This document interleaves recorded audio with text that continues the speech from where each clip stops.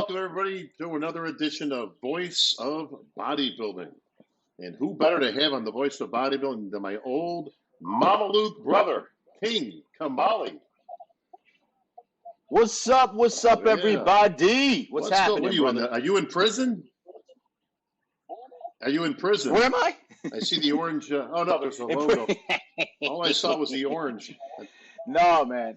No. This is actually, I gave blood. I was a good citizen, man. I went and gave blood, and this is one of the shirts they gave me. It is a 4X, so I'm still in the XXXXX range. You got it. You could have been visiting your old buddy Craig. You know, who knows? You know, in 36 days, 22 hours, 3 minutes and 20, 19, 18, 17 seconds, we will be at the Mr. Olympia competition, bro. That is correct. That is correct. And this is one of those years, you know how many times have you and I heard about over this year it's gonna be the greatest, and you're like, it was all right. I'll tell you this year might be one of the greatest because this lineup, we were just talking about this before we went on. Bro, there's 32 people qualified as we speak. 32. Correct. Now, there's at least one more qualifier that I'm aware of. That, of course, is Romania coming up this week. And you can probably just, right now, I'm going to send my mail-in vote for Brett Wilkin to take that spot. He should. He definitely should. You never know when it comes to bodybuilding, as you and I both know. You know, you could get one little stomach flu and you're done. And to be fair, absolutely crushed. I don't really know any other names on the list. I saw the Romania list, and he's the only name I recognized. Yeah, you never know. I think that freakazoid, I forgot who it was, who just got his pro card at the amateur Arnold, that little monster. You know what I'm talking about? He looks like Brett Wilkins. Talking about. Yeah, I saw him pop up on my Instagram story. He looks good too. Again, we have to see them standing next to each other. You know how that works. So yeah, so we'll see. Yeah, but it should be Brett's show. Names in here of interest, and we're going to focus primarily on the top 6 to 10, we'll call it, because there's about 10 to 12 legitimate guys that could be in the top 5. Yeah, I say the same exact thing. I actually keep in touch with a few of these guys, which I'm sure you do too. And they from last year, basically what's happening this year as far as the contingency from last year is Hadi was the only one who brought Olympia level conditioning. That's what I saw with my eyes. And I wasn't there in person. You obviously were right there, and you were seeing it feet away from you. But from the computer screen, what I was seeing is Hadi came up at prejudging. He didn't look good at all. I didn't even have him in the top 5 after prejudging. But whatever he did, ate some Persian food, maybe some yogurt drinks, whatever the hell, it's some baklava, whatever the hell that we Persians do. He ate it and he came back the next night. Now, that type of conditioning. So the people who I would say are on the chopping block, when I say chopping block, meaning that they did really well last year, but they kind of were like handed I wouldn't say political, but they were given something saying, okay, here we go. You're the young bucks. Let's see what you got. But Hunter Labrada's being one of them. Hunter needs to get rid of that film of water on his skin. If he gets rid of that film of water under his skin, he is a very, very good bodybuilder. Now, you saw him close up. What do you think? Let me back up. Where did you have Hadi finishing last year after Saturday night? I still had Hadi in third place. I still had him in third. Now, I'll tell you why. Because if this was the NPC, I would have given it to Hadi. Okay? If they were all competing at the NPC Nationals, Ramy was the super heavy, Brandon was the heavy, and Hadi was the light heavyweight, I would have given it to Hadi. Hadi would have won it. Now, that's the NPC. And if Weinberger was here and listening, he would agree with me. He'd be like, okay, that's how it works. You've got to explain that for the listeners. Then why doesn't he win? Okay, because when you're at that level of the Nationals or the USA and you're at the elite level of the NPC, you're not just rewarding who's the biggest. They're rewarding who's done their homework. They're rewarding who's paid their dues. They're rewarding conditioning. That's why we always had it in our heads when we were going into the Nationals. That's why Jason Arntz beat Orville Burke that year for the overall at the net. Okay, it's because conditioning pulls you through in the NPC. Then when you graduate and you leave high school and you go to college, okay, that's what I say. Going from leaving high school and going to college, that's when you look at it and say, okay, here we go. Now we got to separate the men from the boys. And then when you go to college and you graduate and you go to the professionals, that's why a lot of college stars are stars. Then when they go into the pros, they get their asses handed to them. In the pros, kids, listen up. It's a game of muscularity, okay?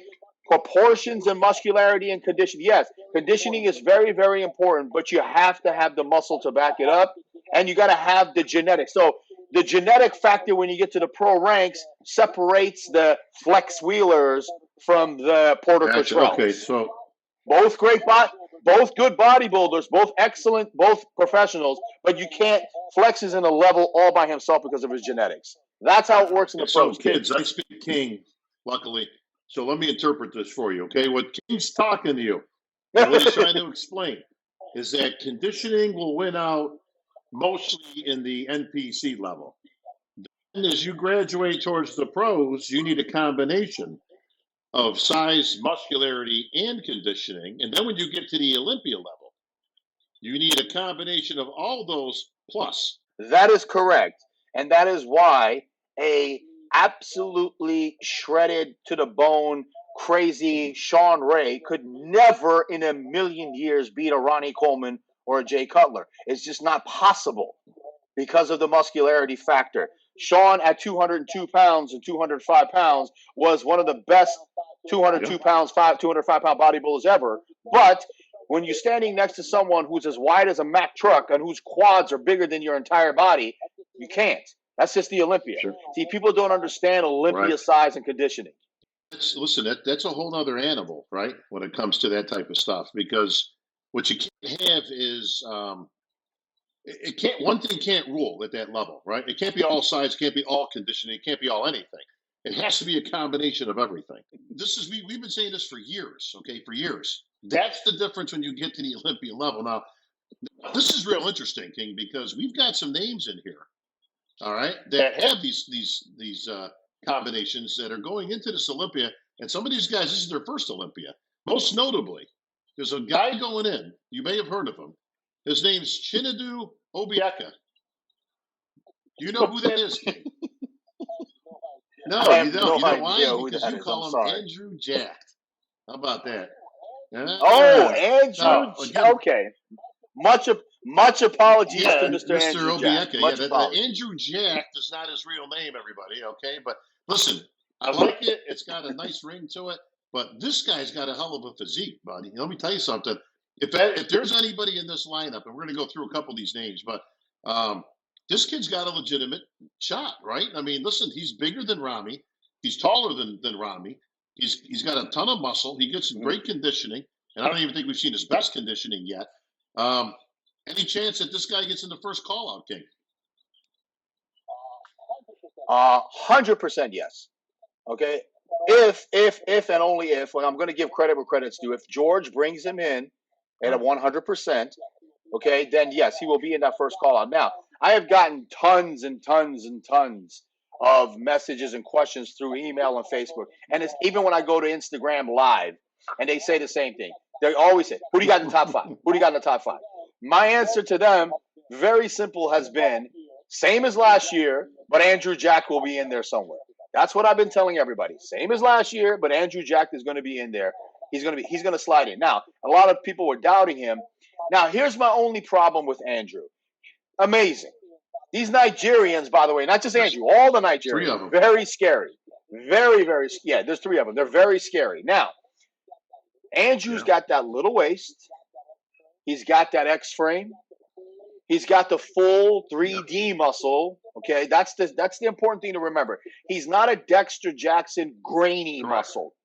He's a 3D. He's a Phil Heath 3D muscle guy, which means as big as he is, he looks even bigger because of Yeah. his shadows and 3D musculature. Okay, so let's put all that on this side. The only negative thing that I see, he hasn't stood next to the top True. 5 guys yet. And that is a whole different story because that thickness, Brandon's roundness, Ramy's thickness, Hottie's conditioning, Nick's freak factor, Hunter's shape and size. When you put that in there, then you're going to be. So now, Andrew Jack will compare very, very well from the front and from the back. My worry is from the side shots, will he look a little shallow compared That's to the fair. super freaks? I mean, that's my very only fair worry. too, because he's relatively new to the sport. This guy doesn't have a whole lot of competitions in his belt, but he's done a tremendous job with what he's done so far. Now, that said, the Nigerian Absolutely. night train is rolling through here because you've got the boogeyman coming in there, bluffing, and he's no slouch. Listen, Right. he's made some great improvements. Now, I don't think he's quite at Andrew's level, but he's not far behind either. And more impressive, I say that the catalyst behind the entire thing isn't in either one of those guys. It's with Samson Dauda. Because I tell you Samson what, is another scary for my money, Samson's got the best physique out of all those guys. Yeah, Samson's definitely complete. The only factor that I have to worry about, because I've been watching Samson's updates, Milos puts a lot of pictures of Samson up, so I can see it on Instagram. It always shows up on my stories. Samson, to me, his skin is still a little, it's not paper thin. Does that make sense? Let me put it to you like this, King. I'll put it in King language once again. Is Samson Dauda Lionel Bayeki? See, that's we have to see it. I mean, I'm the first person to tell you that you know me, Bob. I speak my mind, and I even when it's like you and I right here, right now, I guarantee you we're going to have differences of opinion on a few things. We're brothers. We love each other. We've known each other. We're like brothers. But we differ. You know, you see it this way. I see it that way sometimes. With this guy, with Samson, I texted Milos and I said to Milos, for the love of God, bring him in dry. I said, forget about anything else, Milos. Dry. Just dry him out. And his response back to me was, that's the plan. Well, that's always the 3 plan. words that he sent me back. Right? Well, I mean, but listen, here's the thing with Milos, which, again, love him to death. He actually saved my life last year. It's a whole story. It's a personal thing. Yeah, he's the greatest guy in the world. But Milos is also the first person to tell you that he is the king of the insulin protocol. Okay? I know from my own personal experience of dealing with insulin, okay, it does not bring you in crispy. It brings you full as a house. Let me ask you this, King, because this is one of those things that comes up that nobody can ever get an answer. Nobody ever wants to talk about it, but you'll talk about anything, right? We have seen this for years. We personally know people that have gone down this protocol, and to me, it seems like the same thing every time. Insulin works like magic the first time. Yes. And that's it. Like after the first time, it goes to hell in a handbasket. Every physique we've seen after that first time usage, goes to shit. Why? Yes. Okay. Here's my theory on that. Because your body is not used to that pull and push when you first start using it, and it just eats it up. It's a sponge. Your body eats it up and eats it up and eats it up and eats it up. But you feel that, and then you go to off season, you say to yourself, I miss that. I want it more. And nowadays, with the Vitargo and with the Carbolin, it's a lot easier, man. Boom, you're done. And this just goes back to a little bit off the subject of how when we were competing at the Olympia level, you guys have bubble guts. Your stomachs were bubble. Well, you effing retarded buck-toothed jackass morons. The reason why our stomachs were sticking out was because we were back 3 days before the show eating 2 cans of pie filling, 5 bananas, 14 dates, 2 bowls of oatmeal, 4 steaks, 2 bananas again. And you had to do that every 3 hours. I want to see which human being can eat that much. I remember going into Ronnie's room just to see if he's eating as much as I am, because I would be like, it's not possible. And Chad will be like, just eat the food, man. Just eat as much as you can. I would go into Ronnie's room, half the food was in the trash can. He couldn't do it It's either. impossible. It was impossible to eat all that food, but we did the best that we could. That's why we had our stomachs going. All right, now it's very simple. You just Vitargo, Carbolin, you're done. I agree with you 100%. It's the insulin sensitivity that just wavers, and that's why the physique just Does the looks Vitargo spongy. and the Carbolin hurt more than it helps in most instances? I just think that makes the physique Well, look and that's spongy. what I'm asking, right? Because I'm wondering if I've seen this stuff backfire more than anything. In all my years, I've always come back to the same conclusion, which is less is more. The less you mess with stuff, the Right. less balls you got juggling in the air, right? Of all these things that could possibly go wrong. I wonder if that ruins more physiques than it helps in the last 24 hours. Because we see these updates, King. We see people with their social media platforms now, right? These guys look like Mr. Olympia, right, at home. And then they get there, and then they get on stage, Right. and you go, whoa, what happened here? What happened? Or they start disappearing as they start posing. Yeah, which goes back to the nickname that we had given to insulin back in the day, which was Halloween. It's like a costume. While you're taking it, you look like a completely different thing, and then as soon as you stop taking it, the costume comes right off. Now, Bob, I see it all the time nowadays, bro. I see the kids walking around the gym with their colorful little jugs. One's blue, one is green, one is yellow. Then they'll do a set. They'll go in the bathroom. They'll come back 5 minutes later, and they're walking around like this. And then as soon as it's done, and when they're leaving the gym, it looks like this. And they leave the gym like this. And then they come and they're like, "Well, I lost my pump." Well, that's because you were all jacked up on Carbolin and this and that. That's not muscle, man.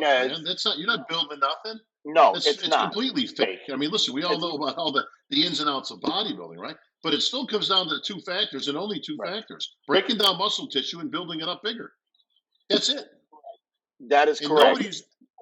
And when people come to me, Bob, when I got clients who contact me and they say, "I got a show coming up and this and that," I do it old school with my clients.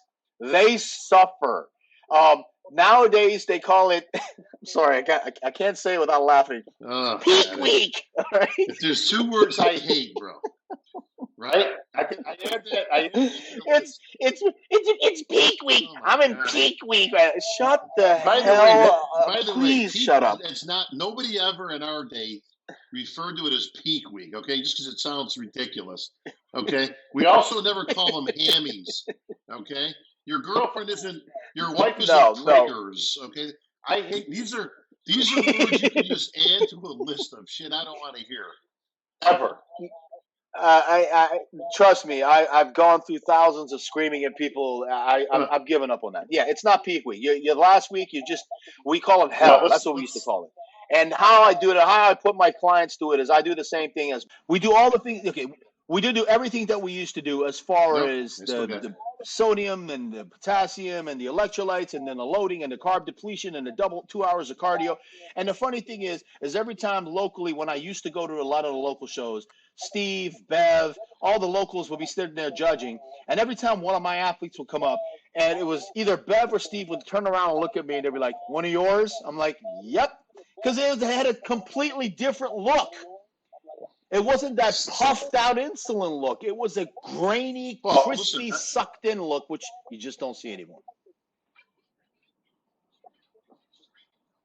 I will remind people of this, okay? Everybody keeps screaming for a return to the old days, right? Every time you see classic, right? Oh, that's more like it, right? That's what the physiques need to look like. Those guys in the 90s, they had it, right? The old school look. I got news for all you people, okay? Let me tell you what we didn't have back in the day, okay? We didn't have Vitargo. We didn't have Carbolin, okay? We didn't have insulin even, right? Most people didn't even have GH and stuff because they couldn't afford it, right? That's assuming you could even get the good stuff, right? God only knows, right? None of these things existed back then, okay? I mean, you hate to refer to people as natural, but I mean, for what people were taking back then. I mean, listen, it was supposed to add to the whole element, not be the crutch that you were on. I've seen more physiques fall apart in the last 48 hours. Yeah, and to go back to quote the great Mike Matarazzo, may he rest in peace. He said once in an interview in Flex, the people in the audience are more shit than we are on stage at the Olympia. Bob, one of the things, again, not to get off the subject, but real quick, I am just terrified at the whole Trenbolone epidemic with these fucking kids, man. It doesn't matter how many times you tell them, you're wrecking your innards, you're destroying your organs. With Trend, we used to take just 6 weeks.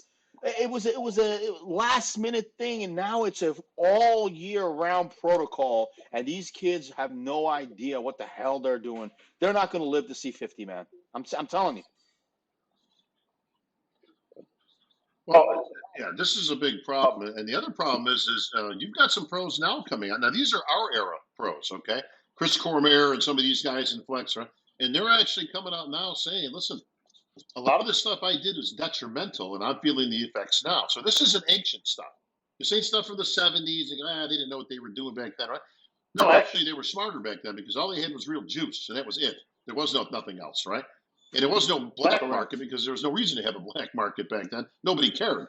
But now they're talking about insulin. Obviously, is a big no-no, a big problem, right? But they're also talking about any of the injectable oils. Call them what you will. They all got different names. You know, what I mean, all these type of things, right? And that it's eating muscle. That it's actually detrimental to the muscles because you of the don't joints. know. Is there You're any talking truth about the to that? experimental peptides and those types of things, right? Well, there's anything from peptides to synthol, right? I mean, and we've seen some of this at play. Is it detrimental in the long run I would say to the 100% yes. musculature, the And joints, the take it ligaments, to any the of that next stuff? level, Bob. There is something, and I'm gonna find out. I know who to call. I just haven't spoken to this guy. He is a big time mafioso gangster guy in Iran. When I say mafioso gangster, I mean it. I'm talking about John Gotti level of Iran. And when I went there for Okay. seminars a few years back, he actually took care of me and protected me. Nicest guy in the world. You just don't want to mess with him. And he was informing me that there's something in the Middle East that they're injecting in their quads that's making their legs. It only works in the legs too. I don't know why. There's something that they're injecting in their quads that's making them get these massive, gigantic, obscene looking legs. Now, a lot of those guys who have done this have also had major heart problems. Major heart problems. Now, here's the way. See, look, this is the difference between now and then. That's not Back good. then, we had your basic ABCs: test, draw, D-ball, Masteron, win. We had, and it was nothing black market. It was straight from a pharmacy from some local guy, and all our growth was some from homosexual who had problems with AIDS or whatever, and they could get their hands access on them. We would get the real thing. Okay, so we were all taking real stuff. I personally, we're not going to speak for you. I personally would take 5 IUs of GH, and my hands would fall asleep for fucking 4 hours. You know, I mean, that's how potent and what we had. So who knows, Bob, what's happening? Who knows I mean, I go back and I look at the Derek Anthonys or the Boston Lloyds and this and that. I never really followed them. My friends, I have a friend of mine, one of my closest friends down in Miami, he does, and he would tell me, and I'd be like, how many followers does he have? He goes, oh, hundreds of thousands. I'm like, and they're listening to these guys, and they're like, oh yeah, they think they're gods on it. This is the problem with social media. This is the problem with what's happening. Instead of Bob Ciccarello, King Kamali, Phil Heath, we should have 10 million followers each instead of may he rest in peace, guys like a Boston Lloyd who took it too far and couldn't stop. And he couldn't stop the poor kid, and I feel bad for him. Let me tell you something. To all these, well, yeah, but you know what? He is the epitome, with all due respect to the deceased. Now, I didn't know Boston Lloyd. I saw his stuff online like everybody else did. All right. Red flag number one. He calls his company Team 3CC. Okay. This is the problem, though, right? His mentality, all right, from everything I saw all his stuff, videos and things. He was a rebel, right? His father, by the way, John Lloyd, was a very good bodybuilder way back in the day, in the 70s and 80s. This guy was like at the Mr. America level, competed against many of the guys that we all know as some of the best bodybuilders back in the era. Beautiful physique. That said, unfortunately, he didn't pick up any of that stuff from his dad. What he did pick up was that this new drum thing was what he was going to hang his hat on, right? Now, listen, he literally died okay, as a result of filling up every syringe he ever saw with 3 Yeah. cc's of whatever, right? And he was Right. proud to do it. He would tell you he's doing it, right? He hung his hat. That was the whole thing, King. Yes. That was his whole business model, right? It was that this is what he was going to do. And he died at 20 something years old, leaving behind a wife and a young daughter, I believe, or son. I don't know which one it was, but he leaves behind his whole family and stuff, right? At 20, I don't even think he was 30. Now, if this doesn't put shivers down your spines, people, everybody that's watching this stuff, okay, here's two old G's coming to you, telling you that is not the way to do it, okay? You're not going to shortcut your way there. When you look up at all those pros at the Olympia this year, guaranteed, none of them are taking that kind of amount of stuff.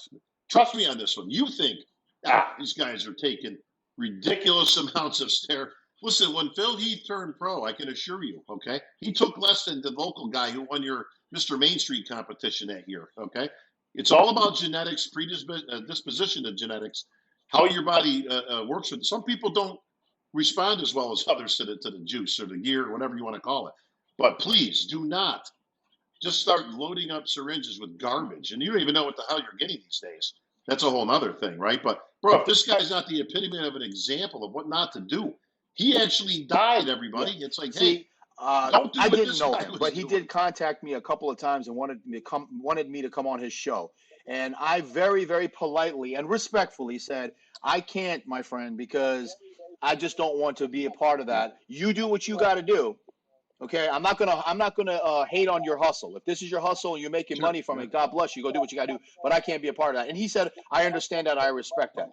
So again, rest in peace, Boston Lloyd. But that's the kind of stuff I'm talking about. It's very dangerous, very, very dangerous. And I know I spoke to, again, not mentioning any names, a top 3 Mr. Olympia competitor, top 3, not top 5, top 3 guy, who dropped the hammer one year to the point of exactly what we just said, of obscene amounts. He didn't look any better. As a matter of fact, he lost a couple of lost a couple of placings that year. Look worse. And I remember speaking to this guy, and he said, I will never, ever do that again. Because the night after the finals, I was laying in the street, and I thought I was dying. Because I'm never going to go through that. Yeah, I think you know who I'm talking about, too. He was dying. I mean, he got lucky, right? I mean, listen, I know exactly what you're talking about, but listen, people, we've used this analogy for years, okay? If you got a bottle of water, okay, right, you can only fill this up this much, right? That's it. Now, I can keep pouring, right? But what happens? Well, it doesn't accept it. This is your receptors, okay? It only accepts X amount of whatever it is that you're taking, okay? When you're done, you're done. This is why we don't have 400-pound bodybuilders on stage, okay? Even though, yes, the guys are more muscular, they're bigger, they're this, they're that. Conditioning is much better than years ago. That's for various other reasons. But the bottom line is your receptors are still exactly the same today as they were in 1970 in terms of bodybuilding purposes, okay? You can keep pouring. You're not getting any more benefits out of it. Actually, you're getting all the detriments behind it. That guy you're talking about didn't look one bit better. You're right. If anything, he looked worse because now you're just getting the side effects from everything, okay? Less is more when it comes to bodybuilding and protocol and all that stuff. And this kind of delves into what we were talking about before, King, which I want to get your opinion on. You know, there are some good bodybuilders, and everybody likes to shit on the bodybuilders today. Listen, there's some damn good bodybuilders out there, and you're going to see them at the Olympia stage, okay? Where I have a problem with is depth. Depth. Because you do have a handful, but you and I can go over the list right now. We can come up with about 10 good bodybuilders. And I got to be honest, there's a whole bunch of names on that list right now of 32, soon to be 33 people getting ready, which is way too many in my opinion. We can get into that. But these aren't Olympia caliber physiques, bro. What they'll do is they'll compensate for that, and they'll try to get themselves to that level by increasing the dosage. Okay? That's what's going to happen. And it reminds me of what I just saw on Netflix the other night. It's Killer Sally Killer, whatever I just saw. Yeah. And it brought back chills because I know exactly who Ray was. I know that guy who looks at Paul Dillette and says, or Ronnie or Kevin Oh yeah, Levrone say, I remember I all that. just need to up my dosage. I just need to up my dosage. I just need to up my dosage. And that's just not how it works. No, and listen, and Ray, without due respect, once again to the deceased. I mean, I knew Ray. Yeah. Wasn't very genetically gifted. He had small arms for a bodybuilder. He got in decent conditioning. His legs were up and down. I mean, listen, he was okay. Okay, he wasn't great. He was never going to be great. But again, he just took ridiculous amounts of stuff trying to get to the Dillette type physique and size. And listen, it was a tougher game back then. Let's face it. That said, everything's still equal, guys. I mean, so again, just you can get checked up these days. Okay, that wasn't very prevalent back in the old days. There's an HRT clinic on every corner. Nothing to stop you. Go get your blood work, right? Get yourself checked out and all this. But I don't want to get off on a rant here with that stuff, King. We'll save that for another episode. But what it does bring me to is the sport has exponentially increased over the years. We've now got more qualifiers than ever, right? Too many, in my opinion. And now you're seeing it kind of beat out here. So you've got 32 competitors in this Olympia, or 33. It's going to be somewhere in that range, right? Now, there'll be a couple of dropouts. I believe that Regan Grimes is not going in. I don't think Nathan Diaz is going in. I think he's recovering from some injuries and such. So there might be 2 or 3. Okay, so let's just say it's 30, right? 30 is a ridiculous. Are there too many qualifying shows? I'm on the knife edge with that one. Okay, I'm really on that because at the same time, I'm going to use a quote from Mannion. It's good for the sport. It's good for the sport. I see that part of it too. But at the same time, I also see that you got to have the best of the best up there. And but it's also a different era, man, because the world has opened up. Back in the day for us, it was qualifiers. Top 3 would qualify at the big time shows. Top 5 at the Arnold and the top 10 from the year before would be automatically qualified. And you still had a really deep and amazing lineup and stuff like that. Again, man, I just think that the world has opened up, and it's good and it's bad at the same time. But yeah, I mean, we're the superstars, the top 5, top 6. That's how I see it. Well, one of those superstars might be a new guy by the name of Michael Krizo that's come out. Now, you're familiar with him, of course. Now, he came over. He defected from the other guys, the best of the rest over there, and wisely, because I think he recognized he was a big fish in a small pond over there. And this guy's got some talent, bro. And I want to get your opinion on him in a second. Big boy, 6 foot tall, wide ass shoulders. He's a big boy. He's got a lot of muscle. His arms are huge. He needs to work on a few things. But as a guy coming in as a rookie, and I got to be honest, I'm not so sure if I was in his camp, I'd have him going in the Olympia this year. I think it's been a long year. I think he's done very well. He got a pro card. He's here now. He qualified. I don't know if I probably would maybe save that for next year. But from what I know, he's going in. Does he stand a chance of getting that first call out and be compared? Make it very simple and to the point. No, he does not. And I'll explain. Yeah. Yeah, well, that's because now, that's going to surprise he a lot of people. Why? When I look at his physique, I see a big, monstrous, just like everything you just said. I'm not even going to repeat it. I just copy and paste what you just said. But when he stands next to a Brandon Curry with that beautiful round shape, when he stands next to Hottie with that conditioning and that hardness, when he stands next to Nick with that freak factor, not only is he going to blend, but his weaknesses are going to shine. So he's going to.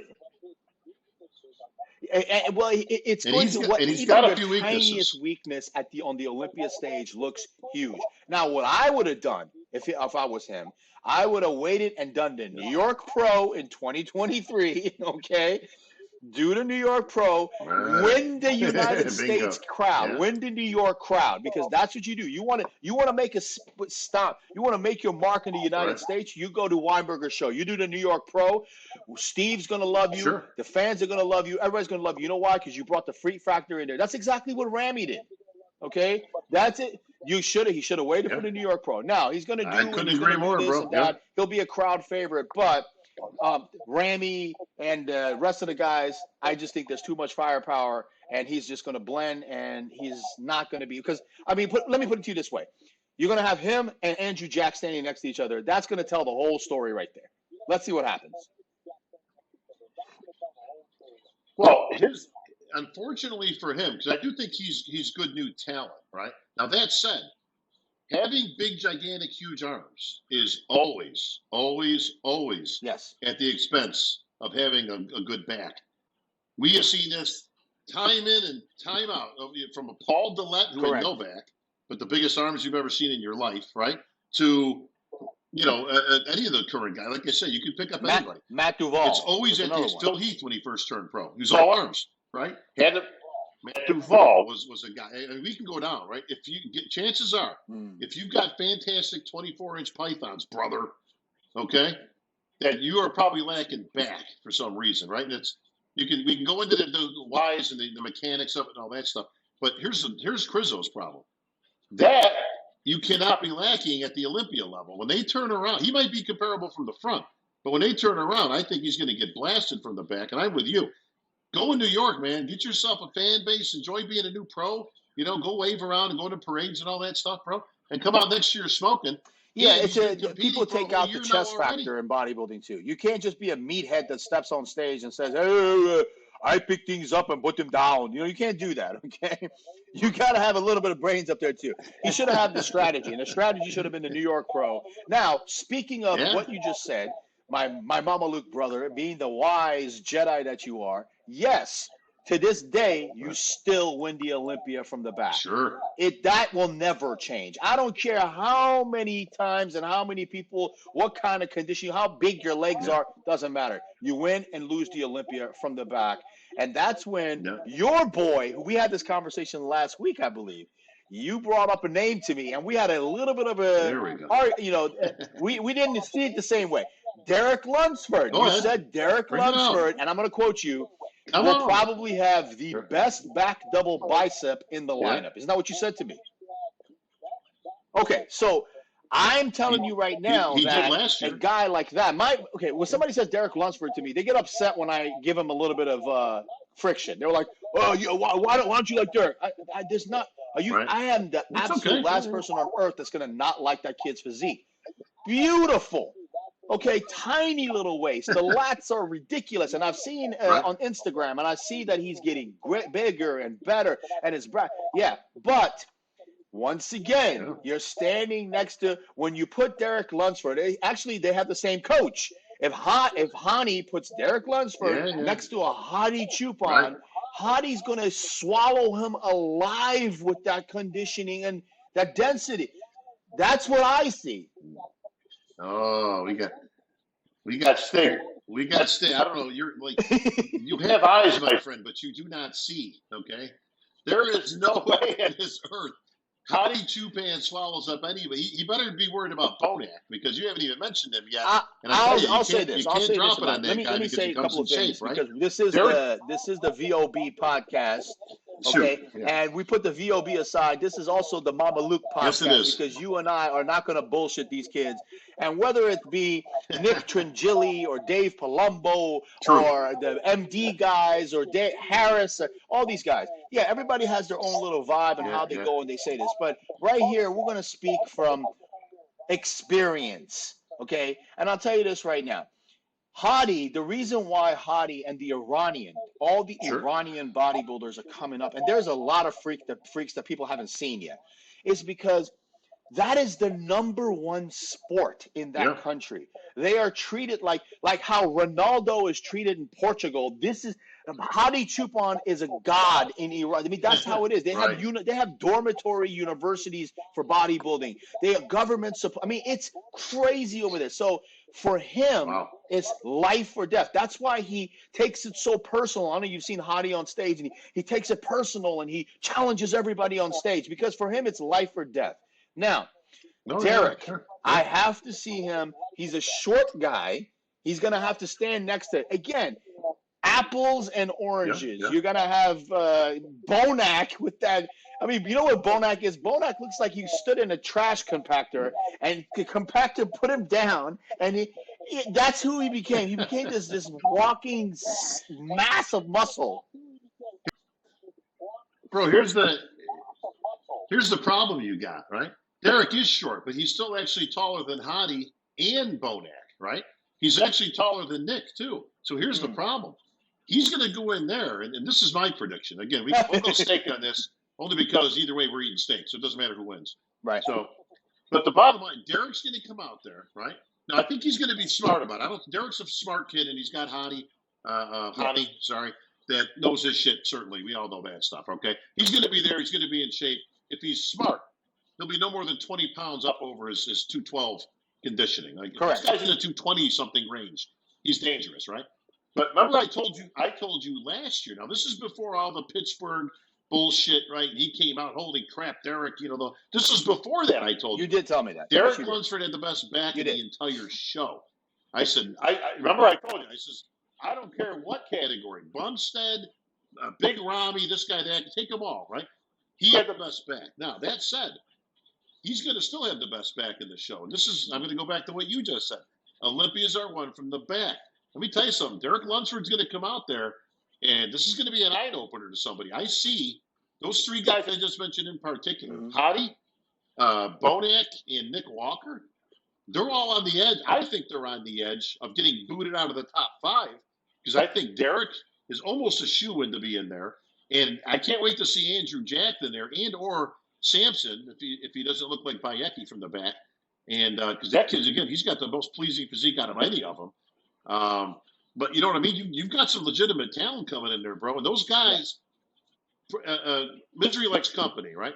If you get the Nigerians can all help themselves. If those three guys are in shape, right, they all help themselves because they're all huge. Every one of them. They're at least 6 foot, and what's his name, 6'2", right, Andrew? So they're gigantic. They can all hang, and they're all taller than Ramy.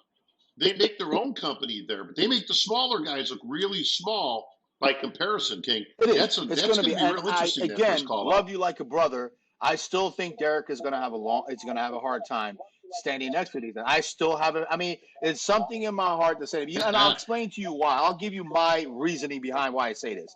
Because I have seen him in his career. I've seen him for the past 4 or 5 years at the Olympia level doing what he's doing. Right. He only nailed his conditioning once, and that was last year. Okay?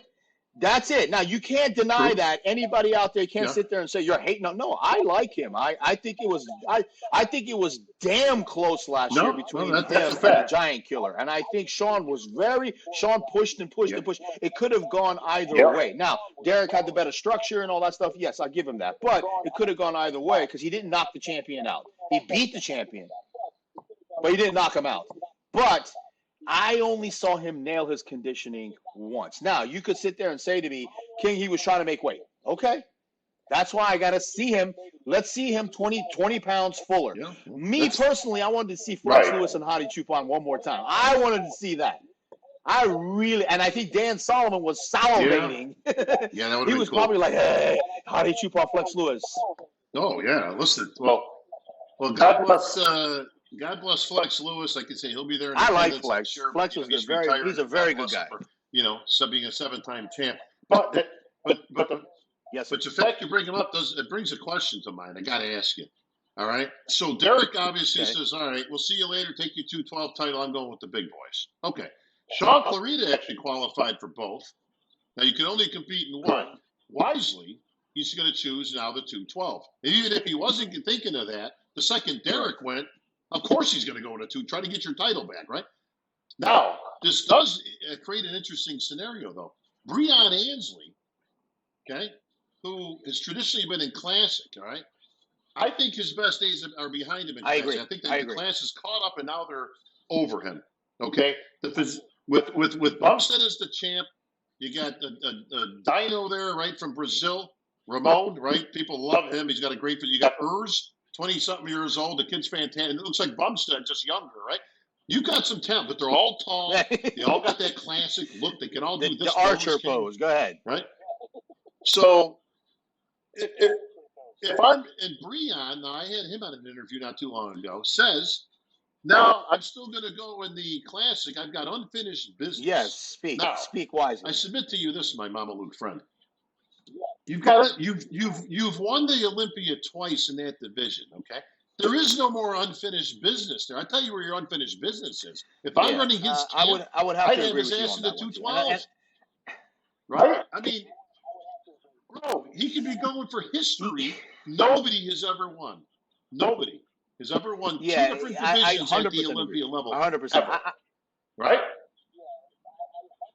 And he would have a legit. I think he could compare Yeah. and have a legitimate shot because he's a goddamn good bodybuilder, right? I mean, against Sean Clarita. Now I don't know whether he beats him or not. All I'm saying is why go back in classic trying to get a title back that you ain't going to get?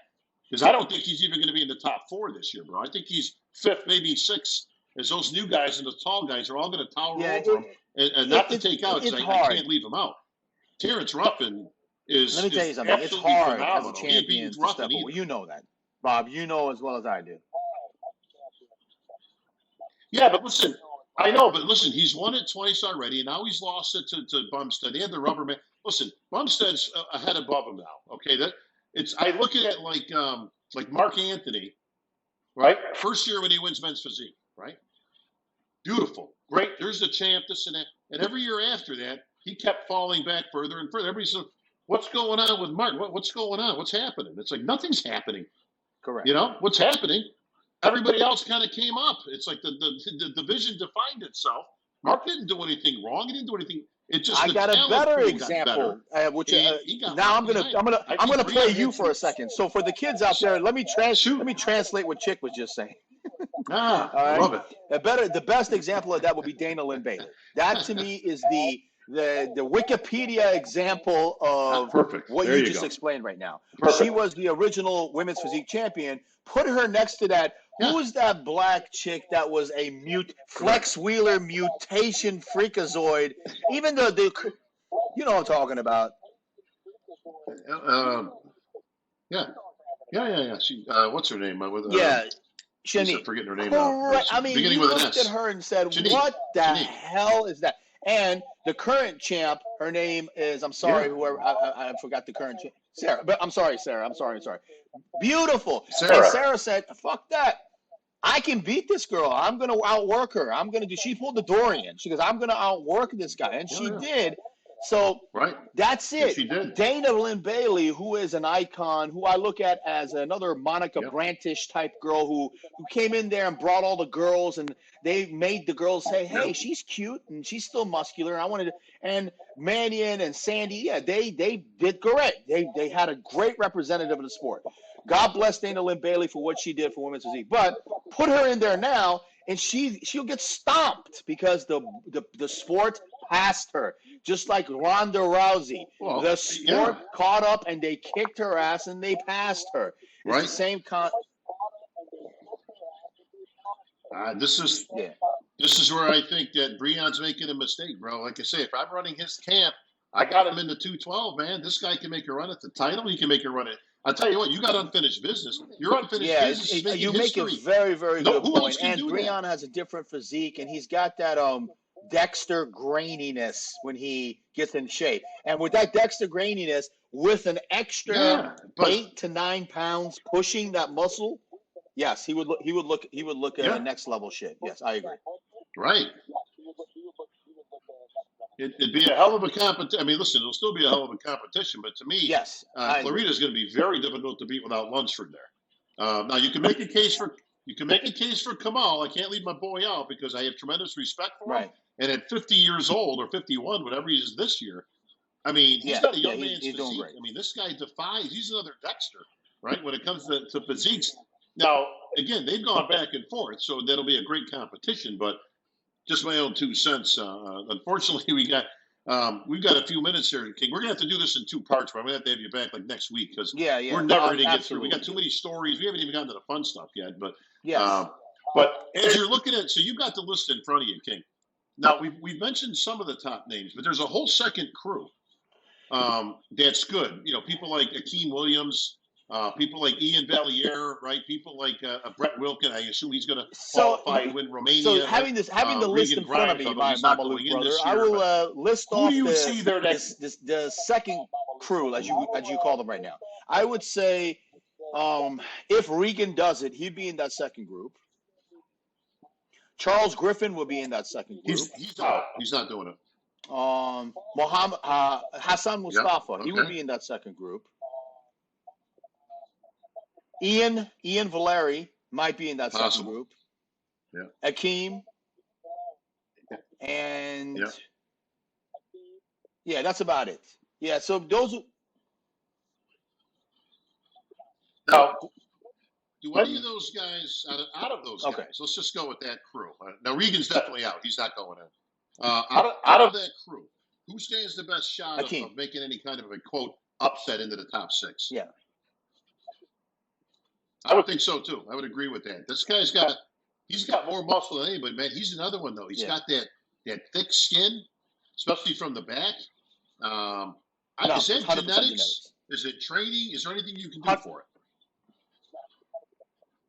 Yeah, so that's not a training thing. That's not a, and let me tell you something. This guy's a beast. I mean, he goes by the beast, right? Or various animal names. Bro, I've seen him training. I mean, that's just something like I've never heard one bad thing about Akeem. As a matter of fact, he's really, really good friends with one of my closest friends, Scott from Oklahoma, and Scott loves him and says he's the nicest guy and he's this. And Akeem is, again, he's improving. Oh, he's improving and improving and improving. But there is a genetic factor involved here. To me, Akeem looks like a better, thicker version of Orville Burke. But Orville had conditioning. Orville can get that paper-thin skin look. Now, can it be fixed? I don't know. That's like another guy like that would be the Snake King. What's his name? Kuklo. Kuklo is another one of those guys, man. It's just he trains hard. He's got a great physique. He's a big guy. Just that one layer that's on his skin that if he could get rid of that and come with that paper thin skin, he'd be next level. And it's not easy. Talk about picking the wrong strategy. He's not even qualified. Now, figure. Now, again, I chalked that up to bad man. Yeah, I he's a don't nice know guy. who runs Steve's camp. I love Steve. We've been good friends for many years. But, yeah, I mean, he's a great guy. I've always loved him. But I would have picked out a different path for him. I don't like the path he's been following. It's been that same pattern every year. He hits the Arnold early. Okay, he comes up short, right? But here's the problem with the early show. If you qualify early, you're gold, right? You buy yourself, and this year it was an extra 3 months because the Olympia is in December, right? You buy yourself a whole off season of stuff, right? This is great. And until you don't win. Now you still got to qualify, right? So now you got to go to another show. Let's just say you came up short again, which he did. Now you've got one of two choices. I can hit a later show, which means I'm now dieting the entire year, right? Hopefully get a win and then bump it. And by the time I get to the Olympia, my body's completely spent. You're probably going to look your worst at the Olympia, right? That's why I don't like that. Yeah. And I'll tell you who just did this. Justin Rodriguez, right? Old J-Rod. So we saw him at the Arnold. He looked phenomenal. When he first walked out, I thought he might win the show. Like, he looked that good when he first came out. Faded a little bit. Still hung on, but he looked good, right? But the problem is the Arnold's in March, okay? Then he went to, I don't know, whatever it was, Indianapolis. He lost, right? Then he went to New York, and then he really bombed out, right? You can see the physique wasn't responding. Now he comes back a few weeks ago. Comes up short again, right? Loses. No, but he's qualified on points. Now, again, I don't know who runs his camp, but if you're watching, bro, don't go in. Listen, you qualified on points. Not to take away from that. I'm not a big points guy, bro. I think you need to win to get there, in this age, right? You've been dieting since before last Christmas. Think about this, right? You're going to go in the Arnold, bro. You're dieting in what? November, December, January, and February, correct? Right? For a first week of March show. So you've been going for a year. And your body, he did look better this last show, but he still didn't win. You're going to go to the Olympia to do what? My Mama Luke brother. To me, I don't get 100% agree with you on this one. If Justin Rodriguez came 15 to 20 years ago, when there were muscle tech contracts, pro lab contracts, contracts with a twin lab, whatever company that we had, that's different because then you could say I'm an Olympian and they could market you as an Olympian. They could put you in their advertisements, magazine sales. That's a whole different story. Now, when Tiffany is doing this on Instagram and she's got 6 million followers, okay? It's a whole different world, man. They don't care about us anymore. They don't care about who's Yeah, missed. They yeah. care about who gets the most clicks and views. No. So Justin, again, like you said, I agree with you, Mama Luke. You have to have a different mentality. This is a chess game now. You got to play chess. So yeah, he should definitely rest. Yeah, And I yeah, think yeah. his show will be the New York. He's a New York guy. Do the New York Pro. Listen, I would make the New York Pro his first show. Don't do the Arnold. Bypass the Arnold. Go to New Correct. York. Get your qualification. And we'll see you at the Olympia next year when you're fresh. And then he would be in that. And then he would be in that second call out to me of those guys Agreed. who could possibly Absolutely work their way agreed. up into the top 10 or that type of thing. So. All right, so we got 2 minutes, King. Now we're not going to get to half the shit that we wanted to get to. All right, so we're going to have to put this. We're going to put this into 2 parts. All right, so we'll film another one this week. For everybody watching, this is current. All right, this is almost live. So you're catching this, an hour after we film this thing. So we believe in upright and right in your face type of information here. So yes, sir. Yes, think sir. about this, King. All right, as you ponder before our next taping. One of those guys in the top 5 will not be there. Are you asking me, or you're telling me that for real, one of those guys? No, I'm asking you. One of those. No, I don't have like any inside trading in. Right. What I'm telling you is competition wise. Okay? Right. There's about 8 guys that are going to be in the top 5. Okay, which we know is impossible. Okay. So one of those guys I'll even extend it to top 6. Okay. One or more of those guys will not be in the top 6 this next year, replaced by either an Andrew Jack, a Derek Lunsford, a Boogeyman, right? Take your pick, right? Who's it going to be? Who's got the most chance of getting I would out? say only and only because he does. There's 2 factors involved here. Number one, I heard him on Instagram or Facebook say that he drinks all his food. He doesn't like to eat solid foods. That's number one red flag for me. That's a red flag up for me, okay? Number 2 is the fact that I still haven't seen him dry. Not once have I seen him dry. I think Hunter is the one who's got to be careful. He might get booted out because they're bringing in the conditioning this year. And if he doesn't get dry, he's going to get booted out. He's got to come in dry. You heard it from the King. All right, part 1 in the books. King, thanks for joining.